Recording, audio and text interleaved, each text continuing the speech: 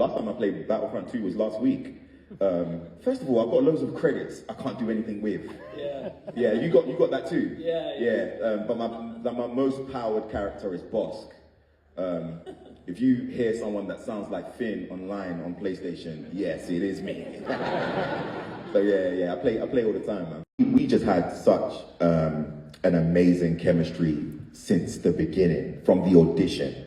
And I had auditioned with a couple of Poes, and they were all phenomenal actors at that stage, but me and Oscar we're just like those two kids in secondary school where the teacher's like, separate please, can't be with each other in the same classroom.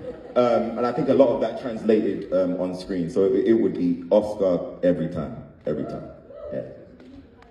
Always need a pilot, because it's the right thing to do. I would very much love to do a spin-off. Sorry, John, I know all my co-stars, but I would just love to spend some more time with the Porgs. Porgs. Chewy and the Porgs, the movie. Who wouldn't want to see that? But there's a twist. It's a horror film. Oh my gosh. Why? Is that because you eat them? What? Is that because you eat them? He said. Yeah, we can talk about that. It's either or. Either they hunt me or I eat them. I don't know. You know, me and Oscar used to have a joke every single time we saw them things. We were like, kill it, squish it. And they did it, and it was cooked, and you were about to eat it. Yeah. I'm not proud of any of that. But. It was over 5 months of auditioning to me. Were you in my last screen test? I was. That was you in the Chewbacca suit? You and Dev Patel. Yes. Going head to head. Yes. JJ said, fight. Yeah. And then they fought. Yeah, and I knocked him out. I had to help John a little bit, I had to. Yeah. But that was amazing. The first time I met Joonas was on one of the final auditions, and they gave me a Finn jacket to wear in the scene. And JJ said, I got a surprise for you. And Joonas, dressed as Chewbacca, walked out with R2-D2. Wow. And that was insane for me, because I was like, okay, I might be getting closer to booking this thing. And first of all, I see Orlando Bloom all over this, by the way. I got Never thought I'd die fighting side by side with an elf. Have me carry John Boyega 17 times on screen. Have you got? My shoulder froze up the next day after I had to carry you like 10 times. Yeah, and I was lifeless. I put my whole weight on you, mate. Yeah. Good day for me, bad day for him. You know you can make yourself heavier by going completely. John did that. I was knocked out, bro. Yeah. But you acted too well. You should have given me a little. So method. He's so method.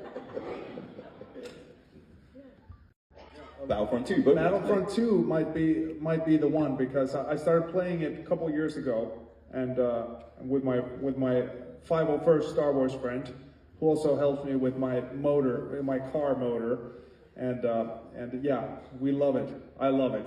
I love Battlefront 2. We have to break that. Is it prequels, sequels, originals, or you just mean in general? Just in general. Ooh. The Empire Strikes Back.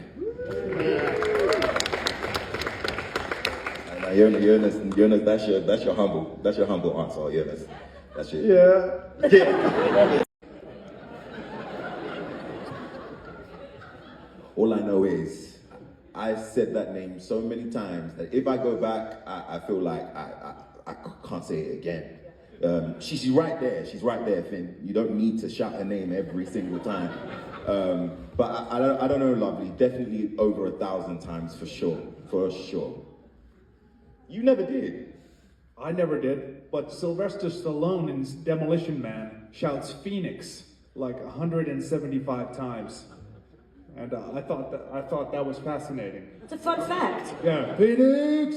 Is every time he sees him, Phoenix!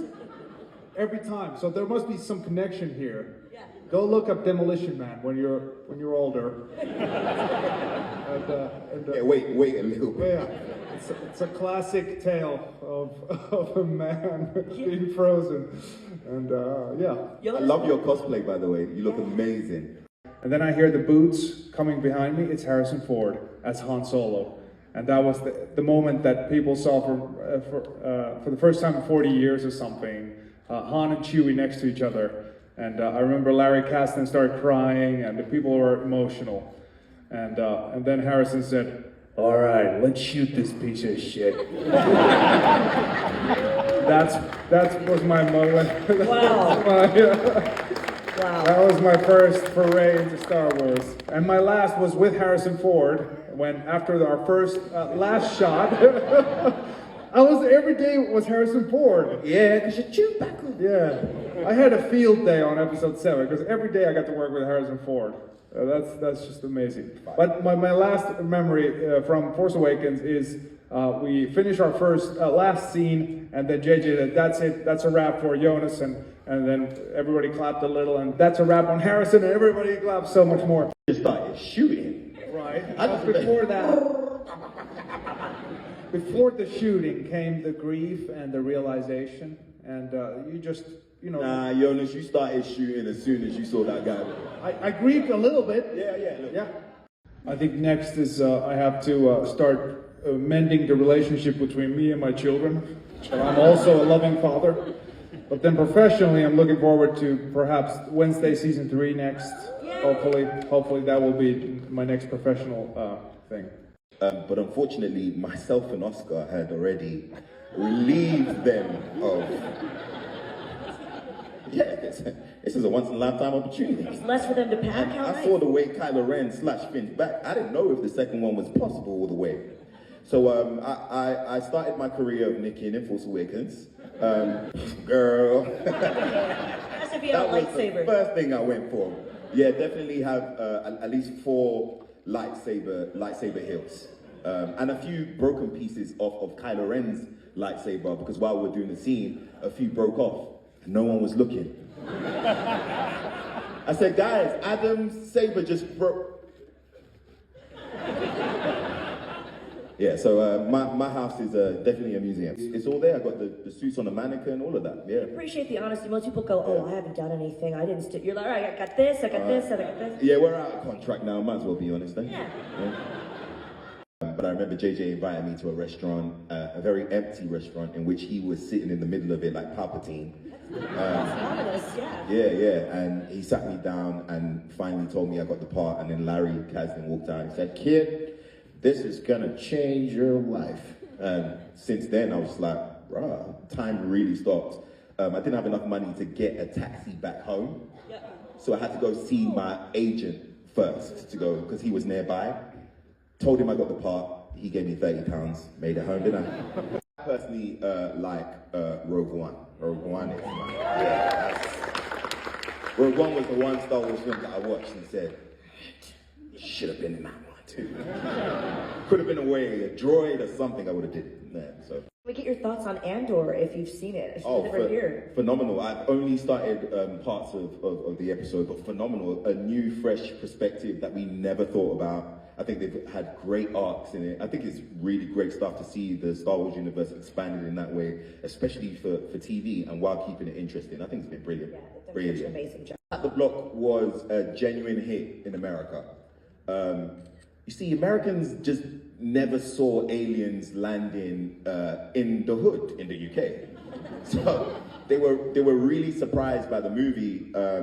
And during that time, I had an opportunity to go to LA and host a few Attack the Block screenings. And in that time in my life, I got to have kind of general meetings with some real cool producers. One of those producers was a guy called Brian Burke, who worked with J.J. Abrams. Now, as I'm there in the lobby waiting to meet Brian Burke, this had nothing to do with J.J., I hear big explosions and something coming from like an editing room. The door opens, Tom Cruise walks out with J.J. Abrams.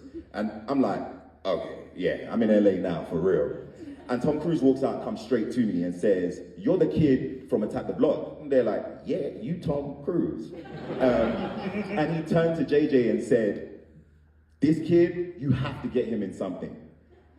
And that 6-7 years later from then, JJ called my phone and connected the dots. And it just so happened that the casting director that cast me in Attack the Block also became the casting director on Star Wars, Nina Gold. So I had a lot of backing, and I had done consistent enough work to be able to be noticed in that way. And I think that it really helped with my campaign for kind of moving up in the business. Yeah, Harrison wasn't on my first day. But by my first day, I remember JJ calling me in the morning and he said, hey, I said, hi. He goes, do you want to see something cool? I said, all right. He got me a car from my hotel and we went into the desert in Abu Dhabi. And there was a big, obviously, you know, you're out in the desert, there was a big set going around that looks like a small little town. We kept going on these go-karts further out and there was the real downed TIE fighter right in front of me with the smoke raising, the fire going everywhere. And he was just like, I told you we were in Star Wars. And that was a phenomenal moment. My last day was doing some cleanup shots with Kylo Ren. And I remember, oh, but you're gonna love this. I disarmed that man so many times. They were like, John, you're not good at the lightsaber stuff. I said, well, why would you train me that way?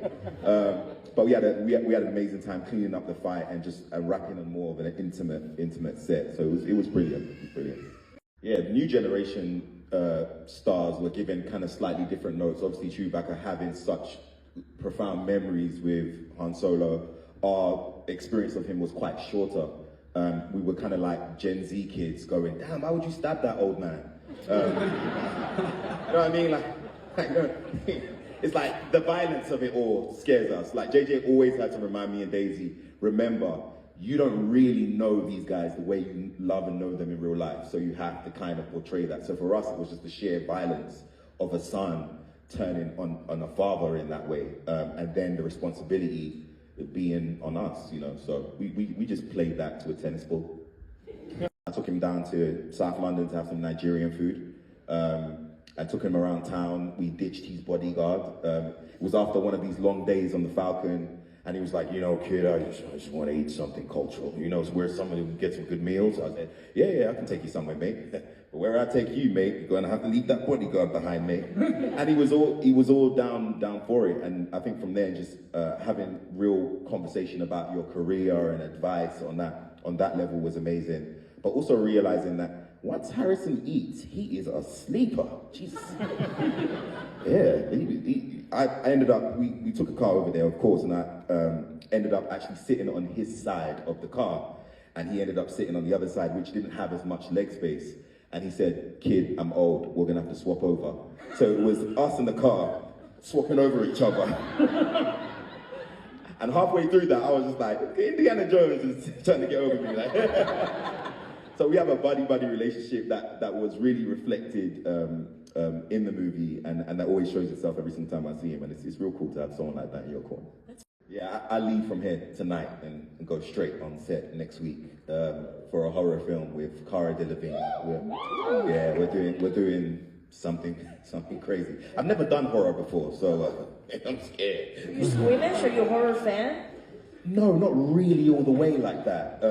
It kind of passed me by a little bit, but I've seen the growing interest and the amazing stories that's been within that genre, and I just decided to tap in. So it'll be me and Cara suffering in the mountains. So as of next week, pray for me, guys. Another thing that I'll probably train for after that is a little movie, probably called Attack the Block 2. It depends. I don't think on that particular platform. I think me and Oscar are very stubborn, and we believe that the bromance must be on the big screen. Like a movie? Yeah, it has to be a movie, and obviously a great script. And I already spoke to Joonas today and said, Joonas, you must join Poe and Finn on their adventures as well. So if I get those combinations, who knows? Yeah. Thank you. I got my side rifle. I've got the official Finn gun. I've got the Finn jacket, Force Awakens for The Last Jedi and Rise of Skywalker. I've got parts of the soil in crate, like the red little soil things. I got those, made a dish of that. I've got Poe Dameron's scarf that he wore in Skywalker around his neck. Carrie Fisher, everybody, they got robbed too. I went in there, took some stuff. Sorry, I had to. And at the end of it, Kathy was just like, yeah, John, here's all this stuff. I'm like, oh my gosh, Kathy, I have none of these things.